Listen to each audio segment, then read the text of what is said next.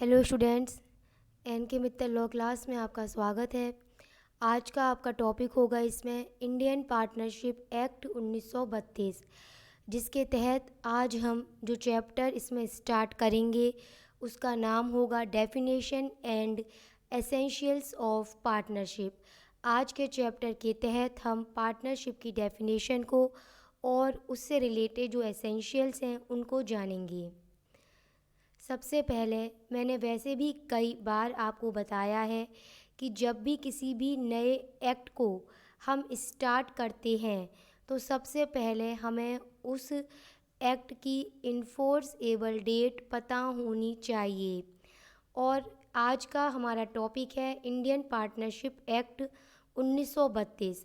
तो मैं आपको बता दूं कि यह एक्ट 1 अक्टूबर 1932 से इन्फोर्सेबल हुआ है।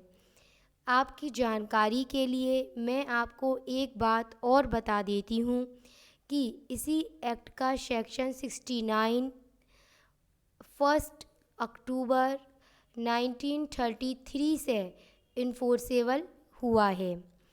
तो हमने यह जान लिया आज के चैप्टर की स्टार्टिंग में ही कि इंडियन पार्टनरशिप एक्ट 1932 कब इन्फोर्सेबल हुआ था। अब हम बात करेंगे कि पार्टनरशिप को कहाँ पर डिफ़ाइन किया गया है। तो सेक्शन 4 जो है इस एक्ट का, वहाँ पर डेफिनेशन दी गई है बाकायदा पार्टनरशिप की, पार्टनर की, फ्रम की और फ्रम के नेम की। सबसे पहले हम पार्टनरशिप के बारे में जानेंगे कि what is the meaning of partnership, कि पार्टनरशिप किसे कहते हैं। Partnership is the relation between person. चलिए मैं एक बहुत सिंपल एग्जांपल से क्लियर कर देती हूँ। सपोज़ करिए A B C D. Suppose करो फॉर एग्ज़ाम्पल ये 4 लोग हैं और ये चारों लोग इस बात के लिए एग्री होते हैं। किस बात के लिए एग्री होते हैं कि जो इनका बिजनेस है उस बिजनेस के तहत इनको जो भी प्रॉफिट होगा, क्या होगा, जो भी प्रॉफिट होगा यह उस प्रॉफिट को आपस में शेयर करेंगे। यहाँ पर इनके बीच का ये रिलेशन ही पार्टनरशिप को क्रिएट करता है। एक बार पार्टनरशिप की डेफिनेशन को रीड करो। Partnership is the relation between person. Between person कौन? A B C D for example हैं। हु हैव एग्रीड, किस बात के लिए एग्री हुए थे ये? To share the profits of business. किस बात के लिए एग्री हुए थे? कि उनके द्वारा जो बिजनेस किया जा रहा है उस बिजनेस में जो भी इनको शेयर मिलेगा, जो भी इनको प्रॉफिट्स होगा ये आपस में उसको शेयर करेंगे। तो इनके इसी रिलेशन को हम क्या कहते हैं? हम इसी रिलेशन को यहाँ पर पार्टनरशिप कहते हैं। अब एक जनरल क्वेश्चन यहाँ एराइज ये होता है कि मैडम ये तो पार्टनरशिप की डेफिनेशन हो गई, फिर what is the meaning of partner, from and from name. तो इसी के बारे में सेक्शन 4 में आगे बताया गया है। पहले हम देखते हैं कि अब हम पार्टनर किसको बुलाते हैं।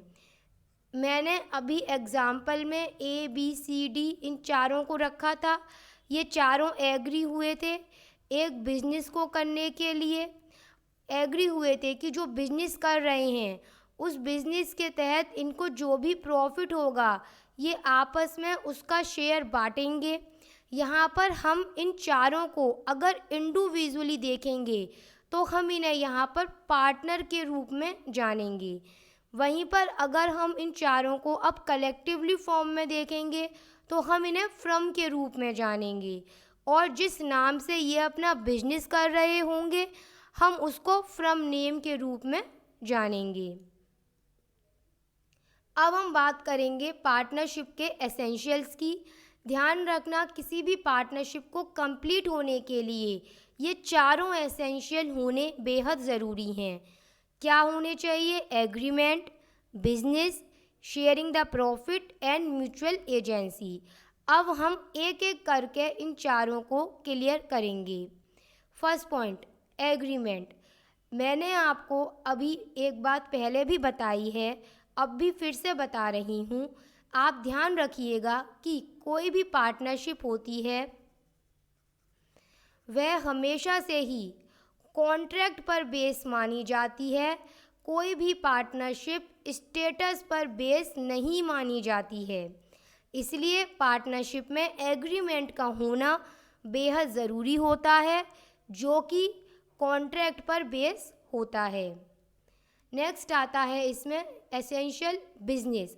सबसे पहले तो आपको ये पता होना चाहिए कि बिजनेस का मतलब क्या है, तो उसको भी यहीं इसी एक्ट के सेक्शन 2 सब सेक्शन बी में डिफाइन किया गया है।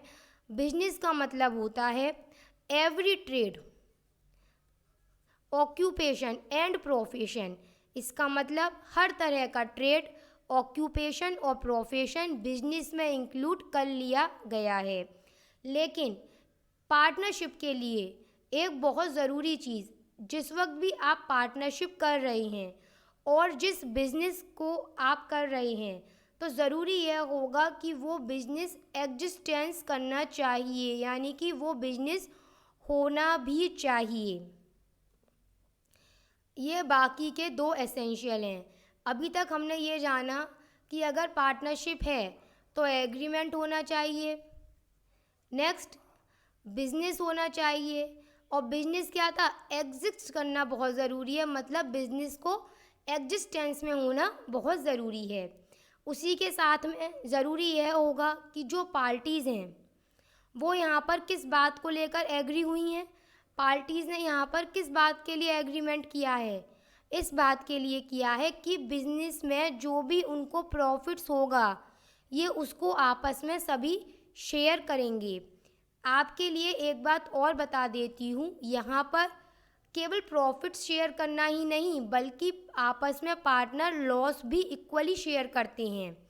अच्छा, कुछ टाइम पहले तक ये माना जाता था कि अगर एग्रीमेंट है, बिजनेस भी एग्जिस्ट कर रहा है, इसके साथ में ही पार्टीज़ जो पार्टनर्स हैं वो शेयरिंग द प्रॉफिट्स कर रहे हैं। बस ये 3 एसेंशियल बहुत होते थे पार्टनरशिप को कंप्लीट करने के लिए। लेकिन अब नियम यह है कि अब से यहाँ पर म्यूचुअल एजेंसी भी होनी चाहिए, तभी अब यहाँ पर पार्टनरशिप कंप्लीट मानी जाती है। म्यूचुअल एजेंसी को आप बहुत सिंपल तरीके से समझ लीजिए।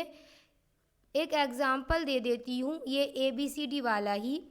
ये तो हम जानते हैं पार्टनर थे, पार्टनरशिप थी इनमें, क्योंकि ये एग्रीमेंट कर रहे हैं कि जो बिजनेस कर रहे हैं उस बिजनेस के तहत जो भी इन्हें प्रॉफिट होगा ये आपस में उसको शेयर करेंगे। यहाँ पर हर एक पार्टनर दूसरे पार्टनर का एजेंट है, हर एक पार्टनर अदर पार्टनर का एजेंट होता है। यहाँ पर उनके बीच में म्यूचुअल एजेंसी क्रिएट हो रही है, तभी यहाँ पर पार्टनरशिप कंप्लीट हो जाती है। आज आपका यहाँ पर पार्टनरशिप का जो टॉपिक था उसके तहत हमने उसकी डेफिनेशन को और उसके एसेंशियल्स को कंप्लीट कर लिया है।